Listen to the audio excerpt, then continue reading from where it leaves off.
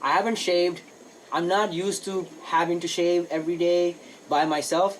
I work in film, so I get taken care of. People cut my hair, people dress me, people make me shave. They don't shave my, actually sometimes they do depending on the role and stuff, if it's a specific look or whatever. But if it's just a clean shave, they gave me a razor, they gave me a gel and say go shave. I'm literally like a child in that department. With food, like I get fed at work, all my meals, and I work every single day when there's work, and everything is taken care of, so I don't have to worry about none of this stuff. So when you see me kind of unkept and stuff like that, it's because there's nobody really doing that for me, and it's been difficult for me personally because I'm not used to normally taking care of myself. I get all my food even now delivered. I use a catering company, my friend's parents' catering company. Meals, I'll have him comment and put the link. Hi. Okay, I want some this one. Yeah. Keep for me too, right? Inside the big one there. Which one? What do you want? She wants something else. Later, Next time. Yeah,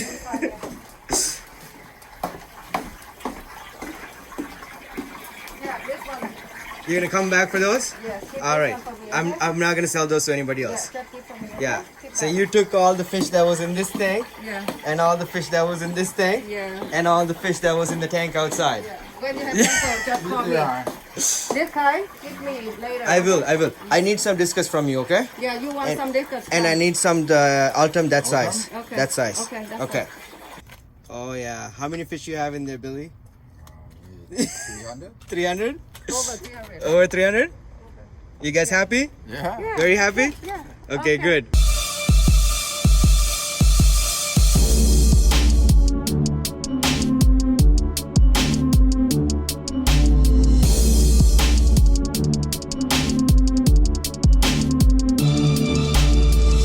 Produced by Malik. What's going on, everybody? Welcome back to Aqua Malik. Today is going to be a really fun video. We're going to briefly look at fish breeding for profit, because I'm actually just in the process of selling a bunch of fish. Every single day I've been catching fish and selling fish to pet stores, and I just sold 11 L134 leopard frog plecos, and I have to catch 100 of these guys, angelfish, in the tank behind me to take to Dragon King Aquarium tomorrow. So there's a link to Dragon King where I did the pet store tour. I'll put it right up here so you guys can check it out, and starting tomorrow or starting Sunday, you guys can pick up some of my angelfish at Dragon King. So while doing this stuff, I thought it might be important to talk about what type of fish I decide to breed, how profitable they are, some of the requirements I look at before I dedicate a tank like these for these guys here. What are the things I look at before I do that? Now, my first rule is, I call it the $5,000 rule. I want every single one of my breeding tanks to produce $5,000 per year in sales, at least, minimum.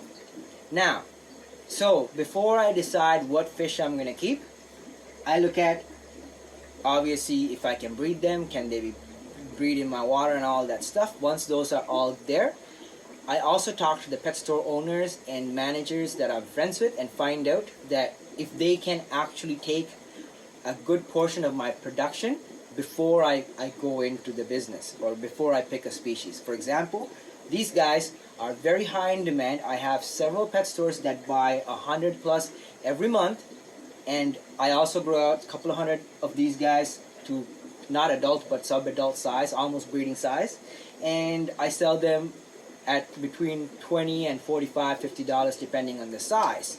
So, and I also sell small ones, the pea-sized ones, at $1 each. So I have a bunch for sale right now, and they're like that small, and they're $1 each. Minimum amount is 50. So if you come here with $50, you can go home with 50 angelfish.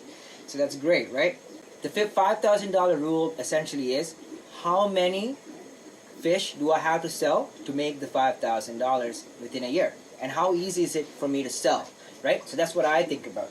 Now, these guys produce between 500 to 1,000, between 500 600 fry every 10 to 14 days. So in a month, I get between 900 to 1,000 from these guys, and pretty high success survival rate. And I'm pretty good at this because I've been breeding angelfish since I was 7 years old, and I've been breeding them for profit since I was 7 years old. It's one of my most lucrative fish since a child, since my childhood, and it's one of the main drivers of money towards getting more tanks and getting new fish and building these fish room. All these animals and all these things have been accumulation of invested money over decades of time. Like, I didn't just wake up yesterday and decide I'm gonna go get zebra plecos. I wanted zebra plecos like 10-12 years ago when they were like $30 each, you know. And then I just didn't want to pick them up for $30 because I was like, that's $30 is a lot of money for this fish, but they were pretty. I thought in my head that eventually their price will go down like the other plecos, but then when they became illegal or threatened or whatever, they are no longer available, and then their price went up to $300 each. So at that time I couldn't afford it.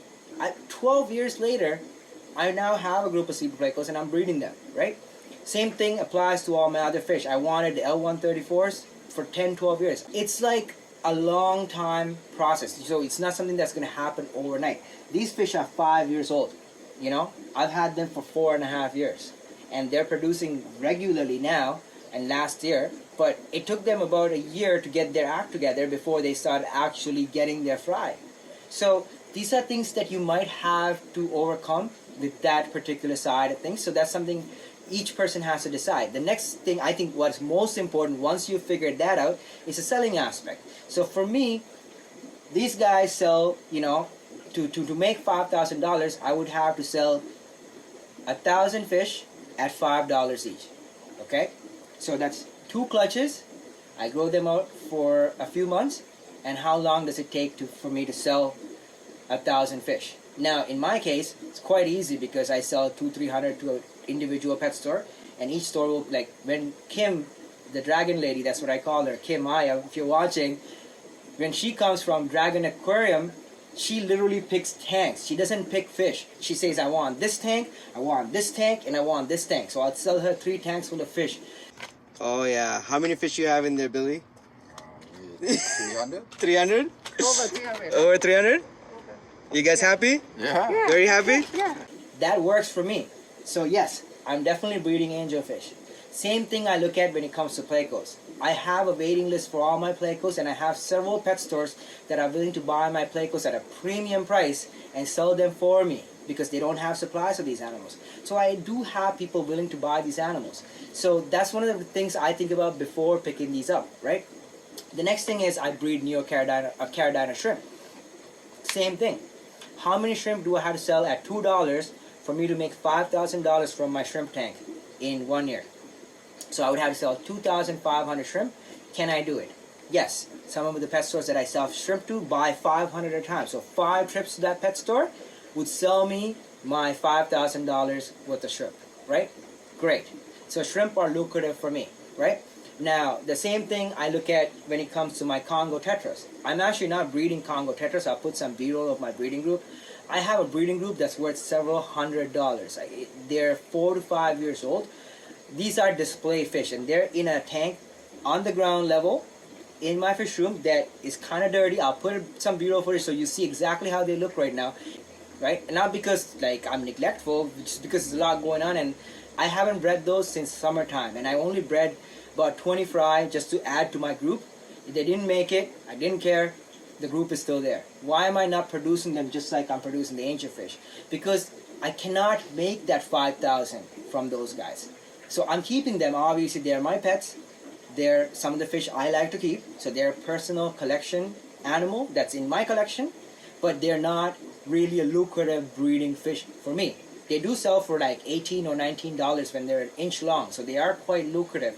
But in my situation, I cannot produce the amounts required to make my 5,000 or sell in the level that I need to make that money back. I can probably make $1,000 a year out of those, but the amount of time it requires for me to feed the fry, to care for them, to separate the males and the females, dedicate a separate tank to spawn them, 2 separate tanks for the males and the females, that's 3, 4, 5 tanks that I'm spending to make less than $1,000 in a year. Not worth it.